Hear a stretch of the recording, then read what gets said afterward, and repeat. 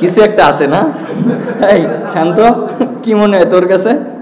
সমুদ্র থেকে নিচে পানি আসে।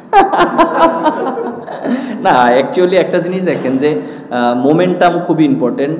আগের দিন যেটা নাইম আর আমি প্রায় 10টা ওভারে একটা স্পেল করেছিলাম, দুই সাইড থেকে একটা প্রেশার ক্রিয়েট হওয়ার কারণে কিন্তু আমরা পরের দিকে ভালো বোলিং করেছি। উইকেটগুলো তাইজুল ভাই খুব ভালো উইকেট নিয়েছে, এবং আজকেও দেখেন এক সাইড থেকে কিন্তু আমি প্রেশার ক্রিয়েট করেছি, তাইজুল ভাই প্রেশার ক্রিয়েট করেছে, উইকেটগুলো পড়েছে। ক্রিকেট খেলাটা এরকমই, আপনি যখন প্রেশার ক্রিয়েট করবেন দুই এন্ড থেকে, তখন অপরচুনিটি ক্রিয়েট হবে এবং চান্সগুলো নিতে হবে। সো আমাদের ওভারঅল সবাই চান্সগুলো ভালো মতো নিয়েছে। দেখেন একটা জিনিস, যখন সাকিব ভাই ছিল তখন রোলটা আমার ডিফারেন্ট ছিল, যখন সাকিব ভাই নাই তখন ডিফারেন্ট রোলটা আমার ওরকম। আর যেহেতু টিম ম্যানেজমেন্ট সবাই আমার প্রতি ব্যাটিংয়ের আস্থাটা রাখে, আর এর জন্য আমার কাছেও মনে হয় যে আমার ব্যাটিংটা অনেক ইম্পর্টেন্ট। এখন হয়তো আমরা লিডিং রোলে প্লে করছি, হয়তো সাকিব ভাইরা যখন ছিল তখন তারা লিডিং রোলটা প্লে করেছে। সো আমাদের রেসপন্সিবিলিটি এখন আরও অনেক বেশি। সো আমার কাছে মনে হয় যে আমাদের এই রেসপন্সিবিলিটিটা আমাদের ভালো মতন নেওয়া উচিত এবং সবসময় পারফর্ম করা উচিত, এবং অনেক সময় হবে অনেক সময় হবে না, বাট প্রসেসটা যেন ঠিক থাকে, সেটাই। হ্যাঁ অবশ্যই খুবই ভালো লাগছে।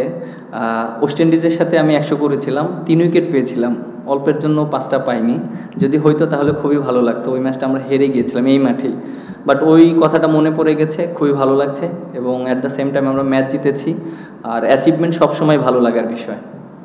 ছিলাম লোকাল, আমি আমাদের কোচ যে আছে বাবুল স্যার, তাকে অবশ্যই অনেক থ্যাঙ্কস দিতে চাই, এবং অ্যাট দ্য সেম টাইম আমাদের টিমের যে ম্যানেজার আছে নাফিজ ইকবাল ভাই, তিনি আমাদের সবসময় মানে বুস্ট আপ করে। বিশেষ করে আজকেও যখন ব্যাটিংয়ে যাচ্ছিলাম বারবার আমাকে একটা কথা বলছিল, মিরাজ তুই কিন্তু প্রপার ব্যাটসম্যান এবং তোর কিন্তু 100 রান আছে, এবং তুই কিন্তু ওইভাবে আমাকে সবসময় চেষ্টা করে বুস্ট আপ করার জন্য। দুইটা মানুষকে অবশ্যই মনের ভিতর থেকে ধন্যবাদ দিতে চাই।